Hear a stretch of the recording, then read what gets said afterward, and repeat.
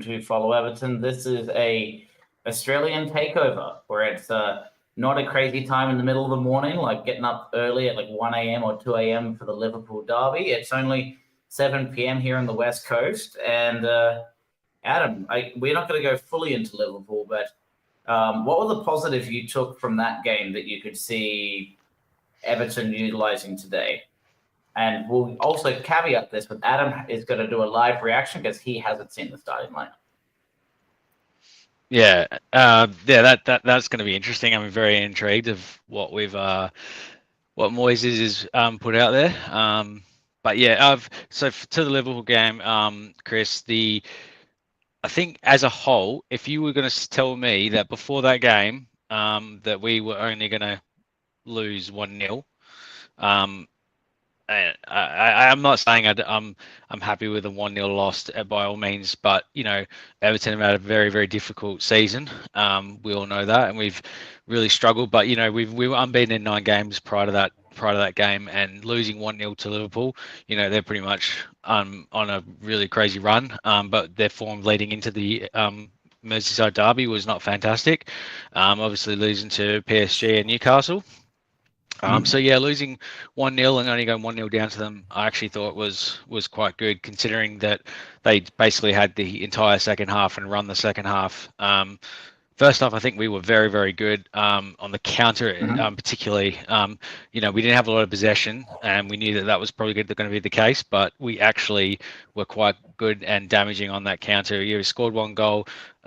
Just quickly, that 1 goal that Beto did score, I did notice that VAR didn't even draw the lines for that, so I was quite it was quite weird that they didn't do that. That would have been Arsenal, Liverpool, Chelsea, Man U. They probably would have drawn lines to clarify that was or was not a goal. So I found that a really, really, really odd. The Tarkowski thing is obviously that's a huge talking point. Looking back in real time when I watched it, I probably thought it was just a good crunching tackle, a good Premier League tackle. But then you slow it down and see the stills and all the replays are on social media, and his facial expression, he possibly looked like it was intentional. He looked pretty committed to his calf in the photo. Looked committed, and he looked committed to the challenge. But yeah, possibly another day, that's a red card. So he was very lucky. So we're lucky we got away with that, and maybe that was why the lines weren't drawn before that. It was a bit of karma, I guess. But and Beto, obviously the one-on-one getting around Van Dijk and hitting the post, or it might have been Kanate. But yeah, I think I was really happy very with old and rigid centre half pairing, and Beto showed a bit of pace. But he showed pace, a bit of quality, and he won a lot of headers as well. So I actually commend Beto quite a lot. I think he was blown out of his arse in the second half, and I thought he did really well. I think Shamidi or Brozier should have gone on a little bit earlier and taken Beto off and kind of just changed the style way we play. We can't go as direct with Shamidi and Brozier just because of the sheer size of what Beto is and how he presents himself. But yeah, overall, I was very happy with the performance. We would like to see a little bit more possession, a little bit more control. But yeah, as I said, like Everton and Liverpool are in 2 different states right now. And for what we are, where we're sitting, I think we did quite well. So I was pretty happy with that. All right. So I'll take that and twist it a little bit and say, if based on how we played against a Liverpool side that similar in some ways to Arsenal, but even say Arsenal even more so, underwhelming, but they're injury riddled. And are getting some players back into form. They've won 2 games on the trot in the league against Leicester and then Fulham. They've had some injury scares too. But based on how Everton did midweek, who are the key players that you want to see in the starting lineup today to say that for us to have an impact against Arsenal?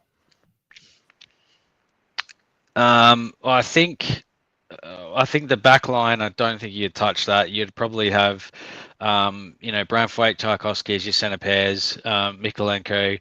He was hobbling a little bit in that second half. The first half, I think it was, and a bit in the second. So don't know if he's carrying a little knock because he was obviously injured in the internationals as well.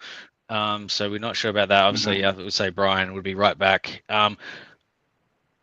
I'm not too sure where McNeil is fitness-wise. I don't see him starting, but a player like that you could probably still throw in straight away, and he's got a history to play out 90 minutes. In Dyer, I'd like to see Dyer start. In Moyes' press conference, he was sort of saying that he was alluding to he wanted Decore and Alvarez starting at the same time. So it'd be good to kind of see potentially Alvarez out on the right, potentially in Dyer on the left, and Decore central, and then Beto starting on the bench. Beto, yeah, up front, but I can't see him throwing in Chimiti or Broder to start over Beto. Okay, so and then obviously midfield of just Garner Gay and James Garner. Okay, so if my audio is a bit rough, apologies there. I've moved house, but I may have modified my sound settings a little bit. So if it's either Adam or I are too loud, feel free to just add some feedback in the comments. So what I'll say then, Adam, is what would you say? We know Jesper Lindstrom was out with a groin injury. He's nowhere to be seen. Vitaly Mikulenko, he was hit and miss to be able to play today. He has an ankle injury, I think, from that block from, it may have been Jota or Luis Diaz, I can't recall, but he's not on the starting lineup. Who would you like to see come into left back as a replacement? We don't have a lot of options. I think it'd have to probably be Ashley Young. All right. So the reveal of the lineup, or it could be something very, very strange. Hear me out. I think it could potentially be someone like a Roman Dixon. But I haven't seen him starting for a while, so on the bench, so we'll see. Could be Michael King. Ready? Oh, God. So Nathan Patterson is coming in at left back. Nathan Patterson, right. That's okay. Garner again, Ibrahim. Okay, sorry, Tim. Sorry, I kind of forgot about Tim playing off the bench because he's probably come off the bench for probably the last 3-4 games. He's done quite well. I've been quite impressed. So you think so? It's nice to see. I've been impressed from him as a bench option personally. I've loved him at the start of the season. I don't think he's hit the ground running at all. He hasn't, but I don't think I think with a player like that, you probably need to give him a little bit more time to actually start a game, see a game out. Yeah, let him get the feel for it because he's coming on quite cold. Some players off the bench, they're not off the bench type players. Like someone like Tim, I think he needs a couple of 90-minute games to get under it. So yeah, Garner, Ibrahim in the midfield, Decore, Harrison, Ndai and Beto. Yeah, Harrison probably. Yeah. I would say Harrison keeps surviving, but he was atrocious for me. So Ndai off the left / right, they'll be switching between Harrison and Ndai. Beto through the middle. Decore, I've been pretty. Look, Decore puts in a shift. He runs a lot, but when it comes to like a clinical pass, or he does a lot of turnovers as well. So yeah. I'd like to see a little bit more. What you want is Decore and Harrison not to give Arsenal the ball half the time, but Harrison seems to be really. Harrison he was literally he was passing it to Liverpool at times, literally just passing it straight to him. So I was quite disappointed. Yeah. I think he had a poor game against Liverpool, but yeah, interesting to see. What's the bench? I can't actually read that. So Kevin's going to make the comment here that McNeil made the bench. But Charlie Alcaraz, after I think being the key inroad to goal, other than Beto, really think he should. It's really frustrating. Maybe he just doesn't have the match fitness to play 2 matches in a week. Maybe that's it. Yeah, I don't know. But he's the type of player between him and Ndai. If you have Charlie and Ndai both attacking, that's a very we gives us something offensively. Like between those 2 players, definitely we're much more effective on the counter. Yeah. Versus someone like Jack Harrison and Lindstrom, I find Everton so much more damaging on the counter attack between those 2 players. Charlie, I've been really impressed with his footwork, and he's got good dribbling abilities and doesn't mind a shot as well. So. Yeah, and for those making comments on why we were slow in the reaction, Adam would just finish work, and I thought getting a candid reaction rather than us giving you the predicted lineups added a little bit more authenticity for the prediction there. But so what we know then, from what Adam's also mentioned too, our backline is not what we want. Vitaly Mykolenko was excellent. I've seen notes that he won, or that in terms of duels, Mohamed Salah lost the most duels in 1 week. So credit to Mykolenko, and unfortunately, due to his injury, he's not available.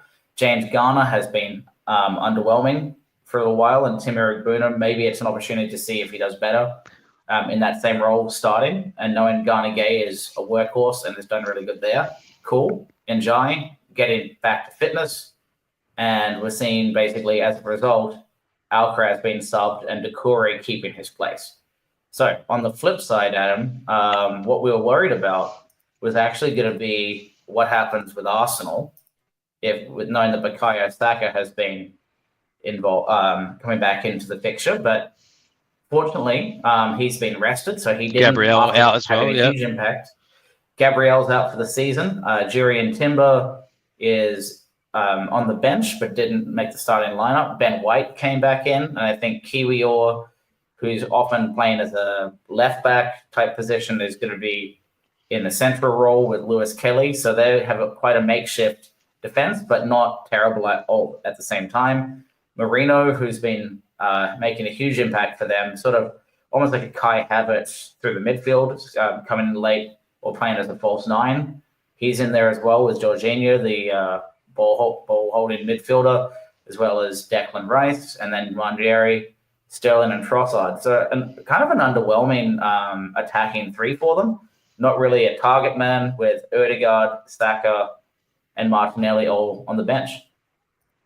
Yeah, it could be a bit of a rest for Odegaard, Martinelli, and obviously someone like Partey as well. Those guys could be having a rest due to their upcoming games in the run-in. But interesting enough, I'm pretty happy now that I see this lineup live that I didn't buy Saka for my fantasy team, so I'm pretty happy with that. He hasn't obviously started. I was waiting until the very last minute for a leak, and you know what? Arteta doesn't do leaks very well, so yeah. See, I knew that on my behalf. Good manager, so good manager. Yep. Yeah, good manager. Thank you. And yeah, Odegaard as well. Actually, not seeing Saka or Odegaard start actually gives me a little bit more confidence. Yeah, what are your thoughts on that, Chris? Well, they're going to be playing quite small up front, and Marino's probably going to do some late runs into the box. So what you're going to have to really be careful of is it's what we look for from our starting four. Our number 10, this analogy here, Abdoulaye Doucouré, Iliman Ndiaye, and Jack Harrison. What we want is pace, making challenging and breaking through the lines, making the center halves or the fullbacks uncomfortable, and doing cutbacks into the box, and finding someone coming in late into the box. And maybe they're going to find Marino, Ranieri, Sterling, and Trossard are going to be doing that. The question then becomes, can we handle the pace? Trossard is tricky, but he is not blistering pace like Martinelli. So I think we'll be okay with O'Brien on that side. What I don't know is Tarkovsky and Branthwaite handling Sterling. He hasn't been excellent for a couple of years, but we know he has flashes of brilliance, and Ranieri is working his way into, being a top 4 caliber starting player as well. So yeah. So sorry. I haven't seen Arsenal play too much at this stage, but who's going to play on their left, as in high pressing, wing back, left back, and their left winger? Is that Trossard and Lewis Kelly, or? So I'll bring them up here and see if we can try having a look. See, because I'm just actually to be fair, like that's not gonna work. 1 moment. Jake O'Brien, I'm just thinking of the Liverpool game. Jake O'Brien did quite well against Luis Diaz. I thought he did quite well. Mashed him for pace. He really stood out to me. Mashed him for pace. So pace-wise, if we have someone like a Martinelli or a Trossard or someone like that running at O'Brien, I actually think it would handle his own. It's just I'm a little bit worried on the left-hand side for us if we've got Patterson. Patterson, I wouldn't say is rapid, but he's at the same time he's definitely, I'd probably say he's a little bit quicker than Mykolenko, but I think obviously in front of him, hopefully it's someone like Ndai and Harrison on the right, or vice if Harrison on the left, then that might be our weak side. That's what I'm thinking. If Ndai was on Yeah, the right and so same with Jake O'Brien, I think that'd be quite a strong side. But because even defensively, Ndai really puts in a foot in and is a good dribbler and he's good feet work. So. yeah, and I haven't had a chance to watch too much of Arsenal recently, unfortunately. But I will say, Ben White and Wanyeri have not likely played a whole lot together, or not recently, with Ben White just coming back into the picture, being off and on, and not part of their squad consistently. But we know Ben White can bomb on. He's quite a large presence, but he's actually quite crafty for a centre half, and he can play right back as a result. So that could be a scenario where Nathan Patterson has to be really switched on, and I worry he might get exploited. Granted, Ben White is a bit rusty, but because he hasn't been in the starting squad consistently for them. But I really worry about Ben White and Wanyeri, knowing that Iliman Njai, yes, he can do some defensive tracking back, but he's not going to win a muscle battle. He can run, hassle, tackle, and make the ball run loose, but doesn't have the physicality to keep up with the likes of a Ben White. So if we're not careful, Patterson at the back post against Ben White could be a problem to me. Yeah, that left hand side for us, especially with Wanyeri, Murillo chucking in beside him as well, and then if you have an overlapping Ben White, that might be a bit of an issue. The left hand side I'm actually too worried about. I mean, Sterling's he's still got a point to prove at Arsenal, so he'll be pushing. But we all know he can pull out a moment as well. And then behind him, obviously Declan Rice, like he could definitely have probably a few shots from range. So that's something we're going to have to look out to. And Lewis Skelly overlapping. So, but between Jake O'Brien and Harrison, obviously like Jake O'Brien's good defender. He's got good pace. So we just got to be careful of those crosses. Yeah, I'm not overtly worried on that side. And what's tricky with SofaScore trying to get the lineups right, there's not certainly. I'm not sure where their central midfielders will get a lineup. Marino's going to be charging into the box a lot. Trossard's likely the false nine, but I think he'll be mixing up with Sterling a lot and trying to find a gap between Tarkovsky and O'Brien. So. Well, I think that'll be we just got to watch for those 1-2 little chip passes from between Sterling and Trossard, because Trossard's going to be playing through the middle, but Branthwaite obviously, for pace anyway, you got Branthwaite and Tarkovsky, so they've got a good combination of pace and also really good defensive blocking skills between the pair of them. So if they have a good game, I think they should do a really good job on Trossard. Yeah. All right. So someone like Havertz, a bigger physique, might be a little bit more challenging, but that's where Marino can function in a similar role. So he might be starting deep, but I'm very wary of him being a difference maker for them. So we've got a better part of 10 minutes, and I know people like to spend the last few minutes before kickoff getting prepared. So we've got somewhere between 5 to 10 minutes, Adam, to do some score predictions. And I guess if we think we're going to see goals today, and honestly, this could be a 0-0, kind of has it written all over it. Defensively, we're a little bit all over the shop, but without having, we're bringing Patterson in. But at the same time, they're not having their star strikers, Bukayo Saka isn't in the squad. Martinelli's benched, Odegaard's being rested. It seems like maybe they're preparing for other matches other than us, and resting some of these key players and just trying to hold on. Yeah, let's give them a good game, but at the end of the day, Arsenal need to win to catch up. So they're gonna be hungry for this win.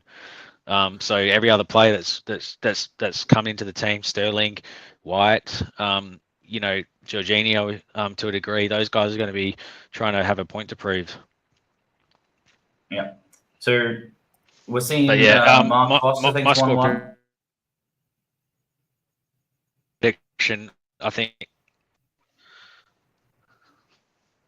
So Adam, you may have cut out. Can you repeat what you said?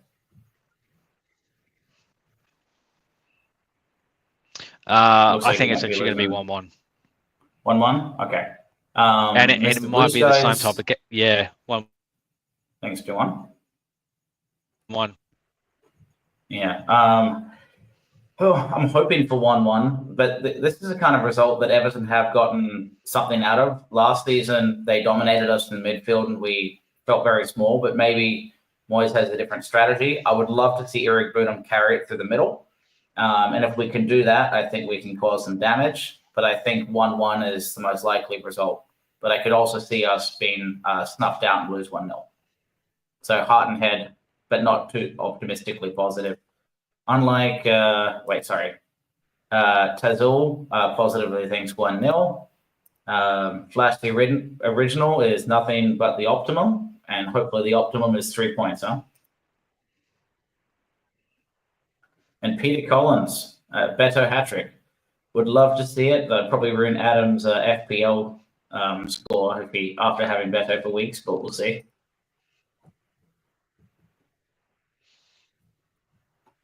Yeah, I've just sold him, guys, so please don't say that.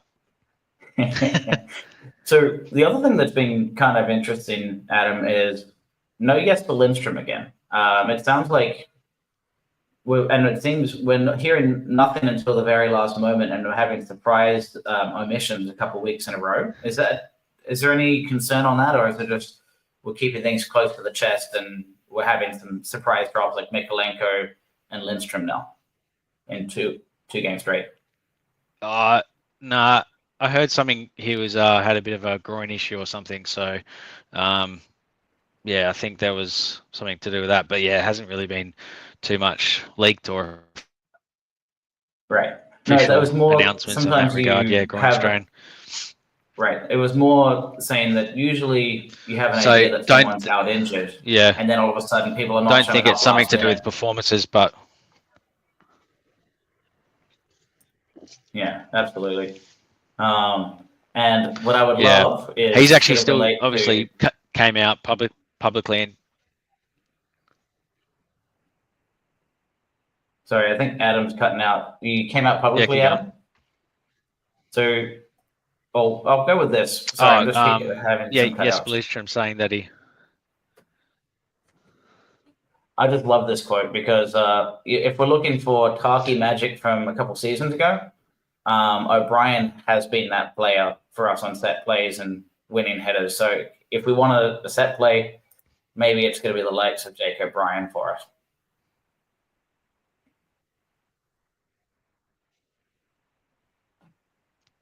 Yeah, I agree with you there, Chris. Definitely. He's definitely showed some promise in that regard. Hopefully another one tonight.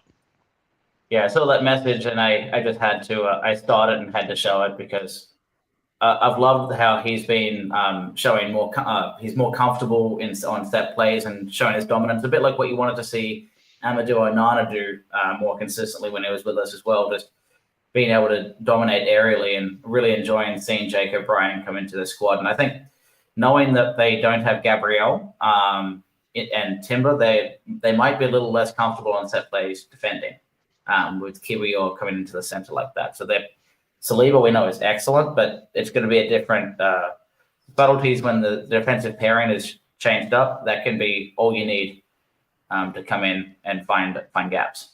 So I think we'll leave it there. Yeah, definitely. And sorry, just another quick one. I would love to see Dwight get a couple of minutes towards the end. I think someone like Dwight coming in, we've missed him for so long, and I actually think we have missed Dwight and his set piece delivery. I think that would be potentially really crucial in a game like this, if it is quite close. Just having a bit of quality from a corner or a set piece. I think it would be, I reckon we've missed that. Yeah. All right. So I've got about 6 minutes, and if my microphone's a bit louder, I'm not sure. It might also be that I'm in a relatively new empty room. I've moved house, so if I have barren walls, maybe there's more echoes than typical, which is making the audio a little bit different. So hopefully it's just that, and I can play around with that for next time.